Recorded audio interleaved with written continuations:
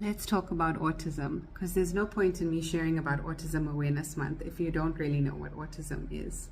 It is so important that we know what autism is and what it isn't, because there are so many misconceptions about autism, and we really need to be a little bit more compassionate towards the autistic individuals around us. Autism, or autism spectrum disorder as it's now called, is a natural variation in how people's brains work. We use this term neurodiversity to explain that everyone's brains are different, and it includes autistic brains. Autism affects communication, behavior, and how someone experiences the world.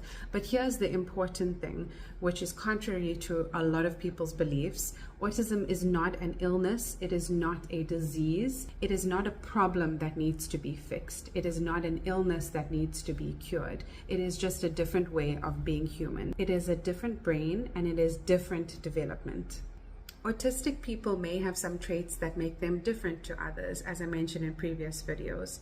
Just to summarize what this may look like, it may be deep focus on specific interests, which can then lead to amazing different skills. Sensitivity to sensory input. This can be things like sensitivity to lights, sounds, textures, which can feel overwhelming. It can also look like sensory seeking behaviors. It also includes different ways in communicating, like preferring to type or write instead of speak, or preferring to use gestures or body language or assistive devices. Autism is called a spectrum for a reason.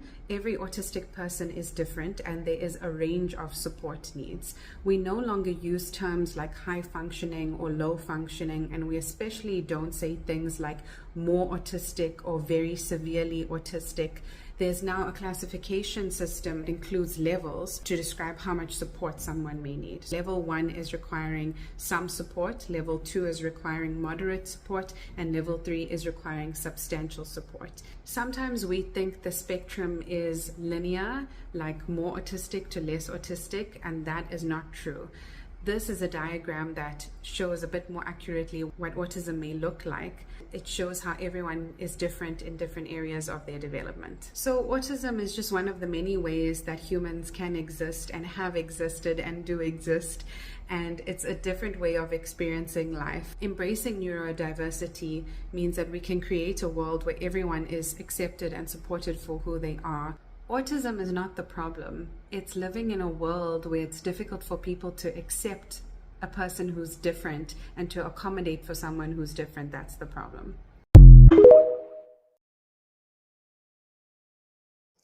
When we talk about the challenges of being a late diagnosed, late identified autistic, realize that all of this goes double for women. Women are less often identified when they're younger, and they have more narrow social expectations. And their whole world, based on the intersectionality of being a woman and autistic, is harder.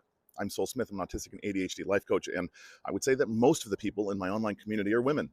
And let's look at some of the challenges that they have in front of them. Like, number one, it's hard being an autistic woman because our narrow social expectations. If you don't believe that there are narrow social expectations, just watch the Smurfs.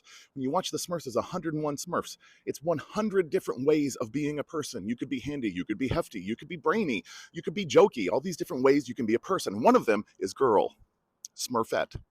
The Smurfette effect penetrates every aspect of expectations that we have for women, that we have this very narrow spectrum of what womanhood means.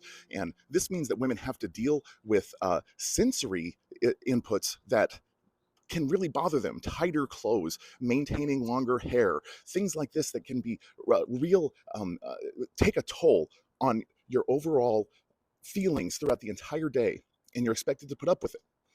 And then when you don't conform to that, you're already othered by being tomboy, by being boyish or whatever, because that's how it begins to manifest, that your socialization isn't taking as well.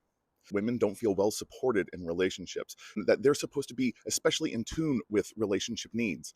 And again, as an autistic, when you miss a lot of social cues, autistic women are more open to lots of abusive relationships, to being with narcissists, to being taken advantage of, because they miss red flags and they discount red flags, and because they just like to be accepted because of rejection sensitivity. There's all these reasons that pile up that make it where women are much more vulnerable Because studies indicate that around 70% or more of autistic women have experienced sexual assault, and this is compared to the 20 to 25% in the general public. So we have to take this seriously. We have to take it very seriously. This is a matter of life and death. This is a matter of getting to live an autonomous, self-realized life, or always being subject to someone and something else.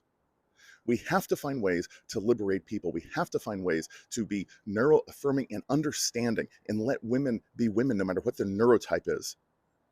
This is important. And this is something that we talk about a lot and that we just can't let go of.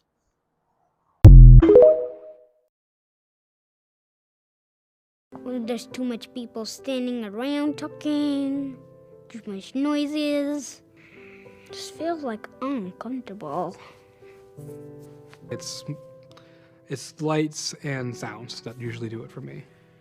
Like, it's like the entire world is like pressuring you and like crunching onto you, and there's not really much you can do about it except just get out of there. I don't go to movie theaters. I've never been to a concert. I feel like I'm missing out on a lot of stuff. I remember very early on, like, watching someone scratching at the carpet. Like, the feeling sticks when it's really awful, and it's just like... Some people with autism have a hard time knowing when someone's happy or sad or angry or frustrated. I wish socializing were easier, definitely. Because there are so many times when I'm with other people who seem to have a natural flow of conversation that they all get, and it almost seems like they have a psychic link with each other at some point that I am locked out of.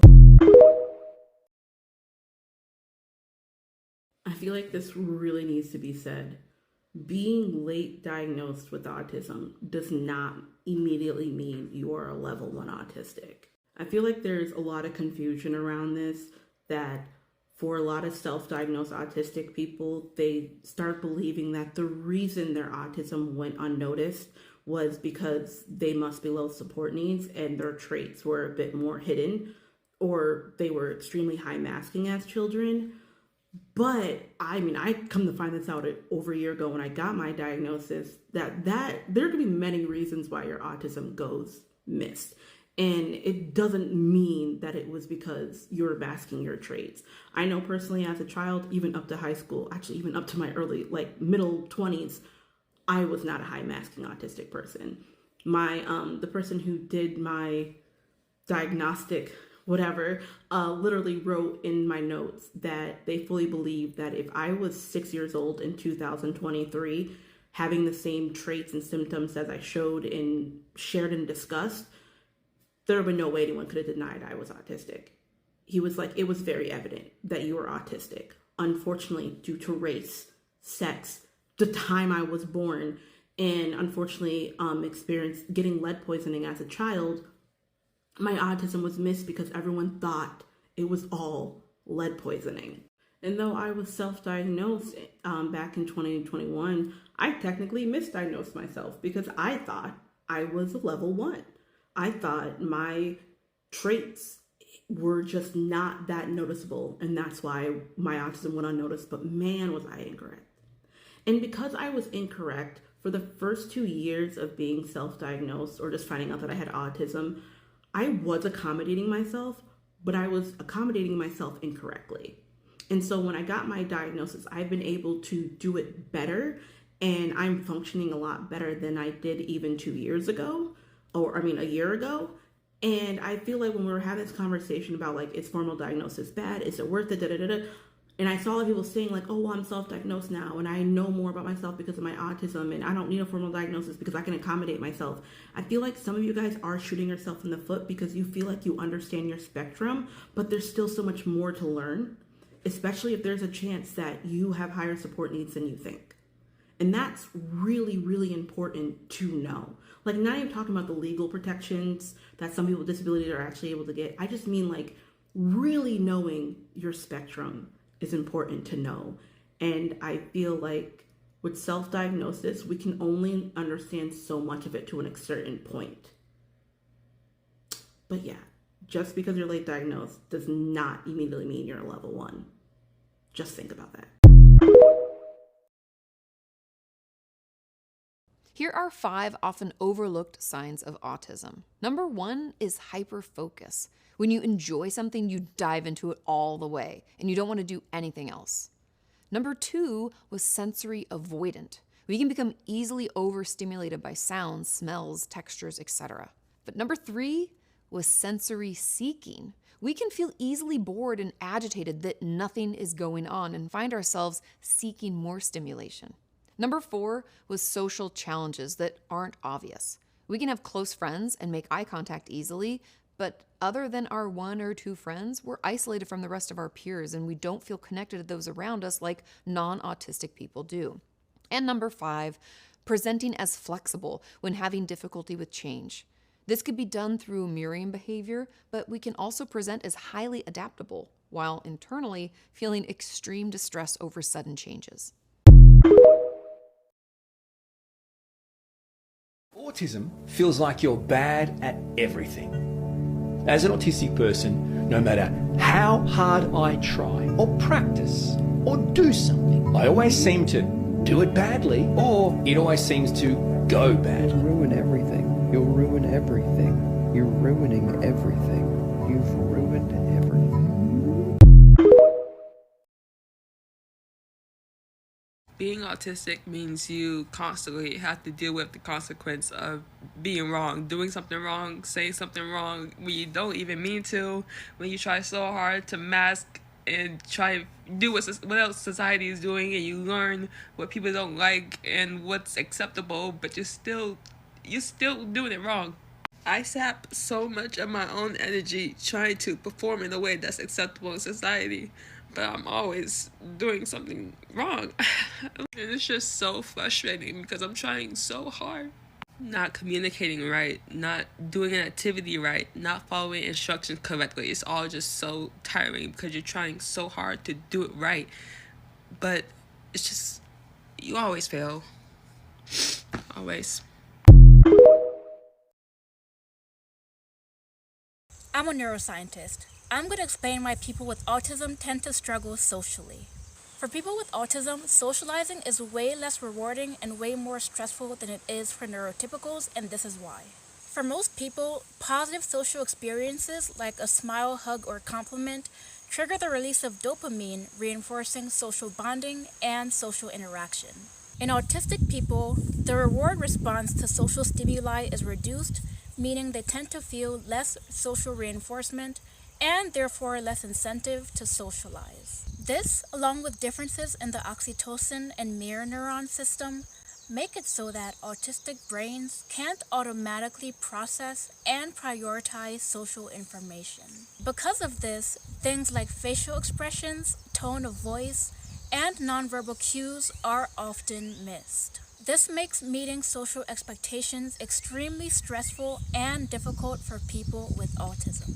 Because neurotypicals tend to lack proper understanding, the autistic experience usually involves associating social interaction with rejection and discomfort. This is why people with autism tend to prefer isolation and are easily immersed in hobbies that aren't socially demanding. There's a common misconception that people with autism are less intelligent because of these differences. But this trade-off in social processing often comes with exceptional strength in learning, pattern recognition, and attention to detail that makes people with autism outperform their neurotypical counterparts in many ways. Instead of rejecting people on the spectrum for their social difficulties, we need to support and appreciate them for their unique strengths and abilities. One of the hardest parts of autism that's hard for me to accept is the fact that I cannot handle doing as much as a typical person without getting incredibly fatigued and physically unable to do anything else. Last week, I toured a school that's a possibility for my son, and that involved conversation, seeing new things, talking to people, processing a lot of information. And immediately following that, I had to jump on a virtual meeting with my son's doctor to discuss some of his health issues, and that also, of course, involves conversation and processing a lot of information. That's important. And then the next morning early, I had a meeting at my son's school to talk about a possible IEP, and that, of course, involves social interaction, important information, and it's a lot. And then the next day, I had to bring my son to his dentist appointment. It was just a standard cleaning, but that involves, of course, driving to the place, talking to people, and that's a lot for me. So there were 3 days in a row that I had different meetings and things to do. And for a typical person, that's really not a big deal. Most people work full-time jobs and are okay, yet I only had these 3 meetings, and it legitimately drained me. I physically felt like I had been run over by a truck. Mentally, I felt shot. Emotionally, I felt drained, and my brain literally felt empty. I could not get off of the couch, and I felt so guilty because I have 3 younger kids to take care of, and they just wanted me to be playing with them, and I did not have the ability to. That may sound dramatic to some people, but I honestly did not have the ability to engage with them on the level that they wanted me to. And then the guilt can pile on, the mom guilt, and I start to wonder, what's wrong with me? And then I remind myself that nothing's wrong with me. I'm autistic, and this is a very real disability. Sometimes I forget that it's a disability, but when I go out into the world, it's very clear that it's disabling. If I didn't have a husband who understood and who is so supportive and picks up all the slack with the kids in the house, I honestly don't know what I would do. It just sucks to know that this is something that I cannot change because I work hard to change myself always. I always work to better myself, to be a better parent, to be a better wife, to keep up on things better, but there's certain areas of my life that I do not have the ability to change or fix. I've learned to give myself permission to rest, and when I'm not feeling like I can do something, I don't do it. I have to take care of myself and rest when I need to rest and say no to things when I need to say no in order to be the best parent to my kids. And even then, sometimes I feel like I'm failing my kids. I know I'm not the only person to feel this way and to go through this, but it's just been really hard for me to accept and acknowledge that this is how it is for me. I wish it was different, but it's not. And with that acceptance comes grieving the person that I wanted to be. And I've talked about grieving those things in a past video, but it's something that I have to settle within myself almost daily.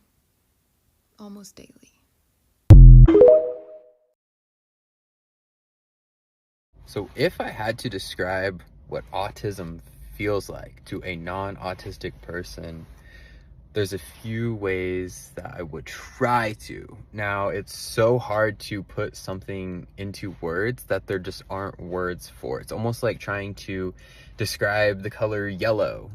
Like, you can't describe something that is subjective and relative to someone's own experience. But here's my best try at it. One, and I think this might be one of the most difficult things for me, is it feels like my senses are always at a heightened state. Like, imagine when you are feeling overloaded, when things are really loud, when stuff stinks, when things are just too bright, when textures feel ugh. Now multiply that by 100. And then there's days where you multiply that by 1,000. Even sometimes, 100,000, where I literally feel like my body's going to shut down because my brain is so overloaded. And another aspect of it is I was dropped here on planet Earth, but I didn't get the handbook for how to socialize.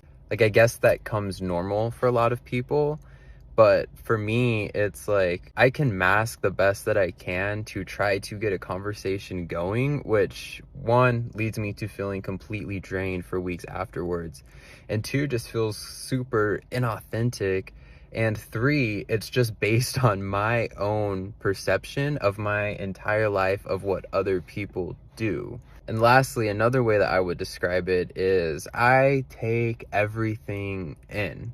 I see the tiny, minute details of everything. And I honestly think that this is both a blessing and a curse. because I notice the littlest of little things. I notice the little tiny spiders on the sidewalks. I notice the patterns in the leaves. I notice the clouds, which, by the way, clouds are one of my special interests. I love weather. But then also because of this, it leads me to start overthinking every single detail about every single thing, which then leads me down this spiral. So while there's no one clear way that I would describe how it feels to be autistic, these are just some things that hopefully neurotypical people can try to understand and try to relate and just try to see that us autistic people, we're humans too. We just have a different brain, and sometimes the way that society is built makes things a little bit more difficult for us. Can you describe? Yes, autism is the overconnection of neurons in the human brain. So let's say a regular person might have 50 or 75% interconnectivity. Autistic people have like 80 or 93%. Like, I'm not a neuroscientist, but something like that. Like neurons connect to things that they shouldn't connect to, basically. And so that that'll lead you into what kind of behavior, or what are the characteristics of somebody who's autistic? What are the characteristics of people who are autistic?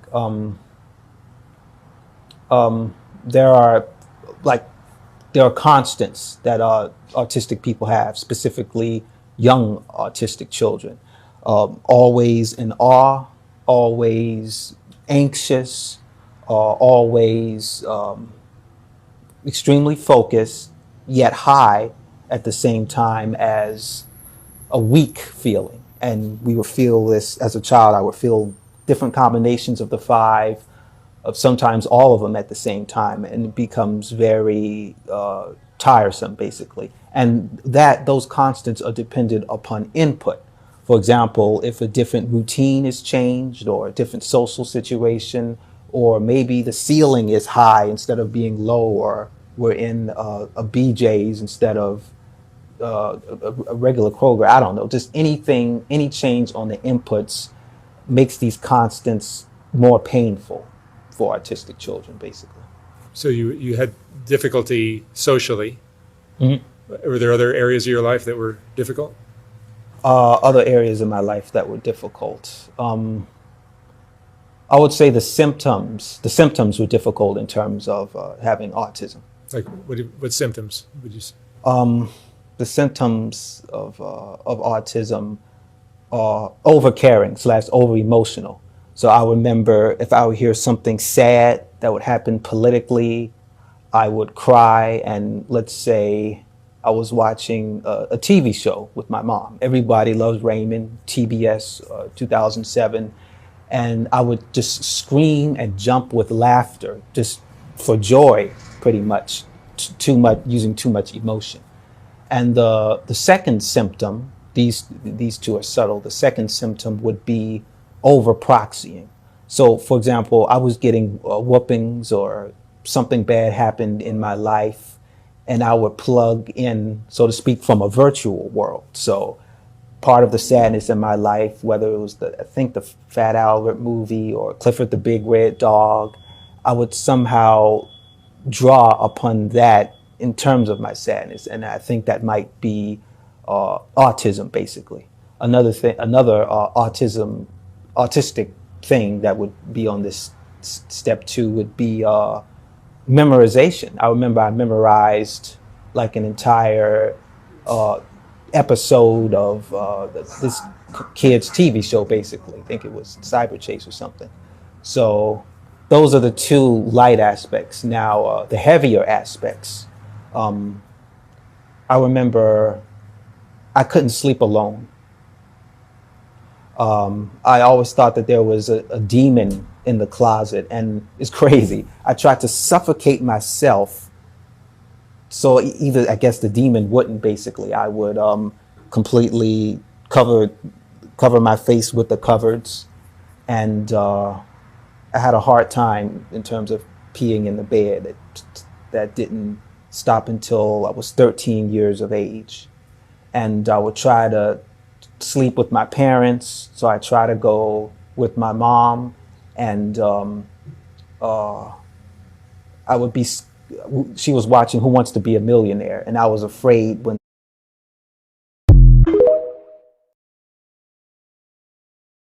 10 autism facts that everyone should know. Number 1, autism has a really strong genetic link. So if you have autism, chances are someone in your family gave it to you. Number 2, autism can't be cured, and most autistics do not want it to be. Number 3, Autism Speaks is a harmful organization. They are not an ally to actually autistic people and constantly spread messages that hurt us. Number 4, functioning labels are harmful to us. So saying high functioning or low functioning is not the right way to speak about it. You should say people with higher or lower support needs. Number 5, most autistic people prefer being called autistic as opposed to person with autism. Number 6, the autism community rejects the puzzle piece symbol as it's kind of associated with Autism Speaks. We instead use the gold infinity symbol. Neurodivergent people use the rainbow infinity symbol. I have to make a part 2, so go to part 2.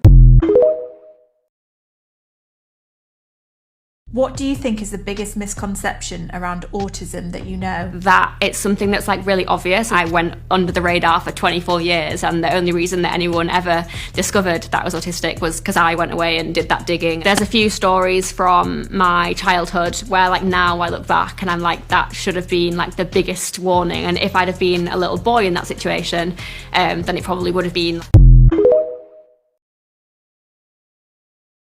I would bet money on the fact that every late diagnosed person's least favorite question is, are you sure you have autism? Are you sure? You just seem so insert functional title, right? I had that experience really and truly for the first time when I had my family member in town last weekend. She was sitting there talking to my sister, and my sister divulged her autism diagnosis to her and also mine. And immediately she goes, Lucy, you really think you have autism? She goes, I don't see it. And I quickly but pretty bluntly was like, oh yeah. I was equal parts relieved and disappointed when she just glazed over the conversation and did not acknowledge any part of my statement, because I knew she would not give me the stage to properly explain my experience to her. So the relief came from not even having to try and like facing the frustration of being interrupted and further doubtful questioning. Like, it was great. But on the other hand, I was actually really disappointed because I almost wanted the opportunity to explain to her that I bring my very best masking to the table when we interact. I just wanted to say to her, like, having a start and end time to your visit gives me the ability to hold on to my mask for dear life. I know for that set time, all I have to do is play normal. All I have to do is be agreeable. I can do this. I really wanted to explain to her that while I could keep it all together for the duration of her visit and send her about her merry way, thinking that I was cool as a cucumber the whole time, that an imminent burnout was on the horizon, that I was going to crumble, that it was only a matter of time before a wave of debilitating anxiety, depression, and intrusive thoughts were about to become my reality. That once she left, the adrenaline from having people around and hosting a party and doing everything I did that weekend would wear off. My husband would go back to work, and I would be left navigating life, eating myself up because I know inherently somewhere that it is not supposed to be this hard, and it's not that hard for other people. And then that tidal wave of emotion and the hatred that I feel for myself because I cannot operate the way I know other people can, then sends me on a tidal wave of all the other things I truly cannot do no matter how hard I try. And the relief of masking is extremely temporary and only for her benefit, but there's so many facets of my life that I cannot fake my way through.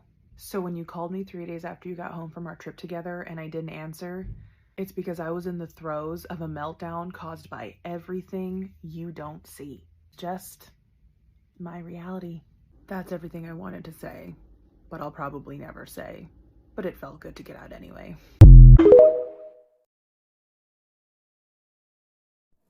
So you're telling me that when I hate socializing, that's actually that I just fucking can't stand masking? I hope my fellow autistic people understand this, because I was trying to explain to an allistic person how, like, sometimes people will not know that you have autism, but they just are so mean to you and they hate you, and you're like, I have no idea what I've done, and they hate you because of your autism. They don't know that they hate you because of your autism. They think that they just, like, you're so fucking annoying and everything you do is annoying. It's because of the autism. And I was like trying to explain that to them, that like, hey, sometimes people like really just hate me and it's because of the autism. It's because like I get excited about things, I get joy about things, I don't understand certain things, and people think that I'm pretending to not understand certain things for attention. And like, they didn't get it, and I feel like I sounded crazy, but like, do you guys understand what I mean when like people can just like smell that you have autism and like they don't know, it's not like conscious, you know what I mean? Neurodivergence can tell the moment that a person realizes that we are not neurotypical. I've told my friends about this phenomenon and they didn't quite believe me, that I can literally see it cross their face. It's kind of like a, why did you think that? Or like, why did you do that? Or like, you really thought that was okay? I really hate when this shattering of reality occurs for neurotypical people. They feel like they never knew me the entire time, but in reality, they just had put me up on a pedestal and had a misinformed preconception of who they perceived that I was. And when they actually learned who I was, they didn't like it. That has gone for managers, partners, friends, family. Neurodivergents are just waiting for the ball to drop, waiting for people to realize that we're not who they thought. We have been the same from the beginning, and we have been saying from the beginning that we're not who you think that we are. We are who we say that we are. But the problem is neurotypicals don't believe that. Neurotypicals believe that if you fit a certain criteria, you will behave in a certain way. And that is not the case for us. I'm sorry, but can we talk about the bizarre phenomenon of the fact that autistic folks tend to struggle with social situations, and yet, for some reason, people approach us to start random conversations at much higher rates than non-autistic folks. I swear to God, this does not happen to any of my allistic friends, but it happens to me and a bunch of the people in my life who I suspect are autistic all the time. Random people will just come up to us while we're doing something like reading a book or scrolling our phone or eating our breakfast, and they will just start a conversation with us. They're always very pleasant and very nice, but they always end up sharing more of their life than I would expect a stranger to share with a stranger. I feel like some autistic folks must give off some kind of vibe that invites conversation despite being bad at it. I just don't understand what that vibe is or why some autistic folks give it off and some don't, but in my experience, this doesn't happen to allistics. If you're not autistic and this happens to you, let me know in the comments, because maybe I'm totally wrong. But my theory is it has something to do with our autism and the vibe that that gives out, and I can't pinpoint what it is. So if you have theories, let me know that in the comments too. I think that, for example, autism, I tell people all the time online, autism, it just means that the way that you communicate is different from how a neurotypical person will communicate. So you're going to be misunderstood, you're going to be too literal sometimes, you're going to, maybe be offended by more things, you could be irritable because you're you're overwhelmed all the time. This sensory overload, it's a lot that you're dealing with that people don't see. Yeah. And then you're more snappy and people can't understand. So when you understand how your person communicates, then I think relationships will work better. And I don't understand how people can get married in this country or around the world without a psychiatric evaluation. I think a big part is what you just said, communication. I feel it is important to communicate certain triggers that you may have just to avoid getting to that point where it's like frustration and your partner maybe had no idea about it. But where does that come from? This either inability or hesitance to tell people what you need in a relationship.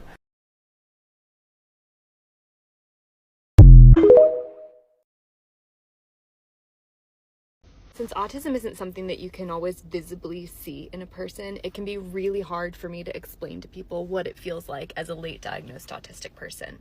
But today something happened with me and my husband that I think will kind of help maybe put you in my shoes. We were at the attendance office at my daughter's school waiting to be brought back to go to her little birthday celebration in her classroom. We had to wait for about 10 minutes until they were going to take us back, and so we were both sitting on a couch. But we were having completely different experiences in this moment. He was so excited to tell me about all of the Oscar nominations because he loves movies, and so he was just like totally excited, wanted my full attention. He was telling me who was snubbed, all the nominees, so on and so forth. And I'm sitting there really struggling. There's no one else but him and I, and a woman working there, mind you, so this isn't like a really hectic social moment. But I'm sitting under fluorescent lights. We've already had many transitions between signing in, waiting, being told instructions. I'm about to head into a situation where I don't really know exactly how it's going to play out. I can hear my heart beating. I can feel every fabric on my body. And I quite literally cannot follow a single sentence that my husband is trying to say to me. Before I knew that I was autistic, I thought I just had a ton of anxiety. And in this moment, I would have come off as so rude to my husband when I told him that I needed him to not talk anymore. But now that we know that I'm autistic, I'm able to be like, honey, I'm very overstimulated right now. I cannot talk in this moment. And instead of getting defensive, he was like, got it, lean back and let me have my struggle. And I got to work through it in silence, which is exactly what I needed. I cannot explain to you how absolutely heartbreaking it is as an autistic adult, as somebody late diagnosed who has struggled through their entire life trying to figure out how to fit into the world, how to make money in a way that's sustainable without like losing their mind. I feel like that has taken me so long to do.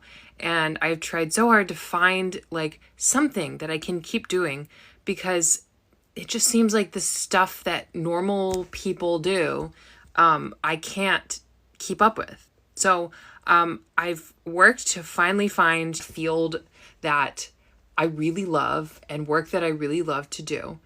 The only problem is that every time I get a better job or anytime I get better at my job, everything in the world just kind of implodes. Or we have a pandemic and then the economy just kind of blows up and everything gets super, super expensive. So I have, for my entire working life, I've been just chasing the price of everything. And I've always been like one step behind. So anytime I get a better job or I get paid more, prices go up. And I'm like, I don't know how much more I can do at this point. Like, I'm already working 2 jobs as an autistic person with chronic fatigue who is like chronically exhausted. I'm already doing that. I've already been burnt out. I've been burnt out for a long time and I'm just running on fumes at this point. But like, I don't know where, like, to what end? Like, where is the end in sight where I can finally catch up to what things cost and like take a breath and be like, I can afford to live. I can afford to live. I don't have to be constantly like a hamster on a wheel. And I don't think that happens. It's really difficult when you are disabled in some way and things like this, like, you know, normal work life. It's already really difficult. The social aspects, the physical aspects, the like, everything about it is difficult. And to work so hard to find something where you feel like you fit in and you can really do the job well. And then it's like, what's the point? What is the point? Why is it so easy for neurodivergent people to understand that our brains work differently than neurotypical people, but it's so hard for neurotypical people to understand that neurodivergent brains work differently than theirs? I think there's a couple reasons. One is that the world is built for neurotypical people. And so a lot of our social norms are built around neurotypical social norms. And so oftentimes it is neurodivergent people who are masking or accommodating those norms rather than the opposite, where the neurotypical people have to accommodate our neurodivergent norms. I think the second reason is that neurotypical people see many neurodivergent people. They're portrayed all of the time in TV and films and movies, but they're not labeled as neurotypical. So their behaviors and quirks are seen as personality traits rather than brain differences. And the third reason is that the specific things that neurodivergent people struggle with are things that neurotypical people can struggle with as well, but it's different. So when a neurotypical person struggles with something like time management, for example, they learn time management skills, their time management improves, they no longer struggle with it. With a neurodivergent person, time management isn't the issue. Time management is the symptom. The cause is executive dysfunctioning. And so you can learn all of the time management skills, but it doesn't actually help you with your executive functioning. So you know all of the things to do for time management, but you can't do them or they just don't compute with your brain. What else would you add? I think the neurodivergent experience is that everything that comes out of your mouth is embarrassing all the time, and everything is uncomfortable. And when you say things, it's extra uncomfortable. And when you have to look at people in the eye, it's uncomfortable. And literally everything you say is like, ooh, that's cringe. Like, why did you say that? Why did you say that? I think that's how they explain it clinically. When they diagnose you with both autism and ADHD, they're like, yeah, so that feeling you feel all the time that's just like, that's what that is. So it doesn't go away. There's no medication for that.